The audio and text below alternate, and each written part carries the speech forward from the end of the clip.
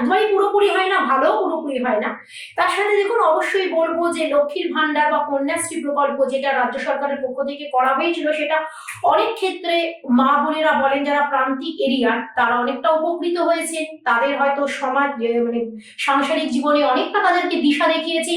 এবং বিশেষত কন্যাশ্রী প্রকল্প যার ফলে বাল্যবিবাহ মানে অনেকটা রোধ হয়েছে। কিন্তু তার পাশাপাশি স্কুল ছুটের সংখ্যাটা যদি কমতো পশ্চিমবাংলা থেকে, এবং তথাকথিত ভবানী প্রসাদ মজুমদারের লেখা আমার ছেলের বাংলাটা ঠিক আসে না এটা আপ্তবাক্যে পরিণত না হয়ে যদি বাংলা মিডিয়াম স্কুলগুলোকে যদি সমানভাবে কার্যকরী করা যেত, এবং তথাকথিত ইংলিশ মিডিয়ামে পড়ার প্রবণতা যদি এই বাংলা থেকে এই বাংলার সরকার যদি কমাতে পারতেন, তাহলে হয়তো স্কুল ছুটে বঙ্গ শীর্ষ তালিকায় যেত না।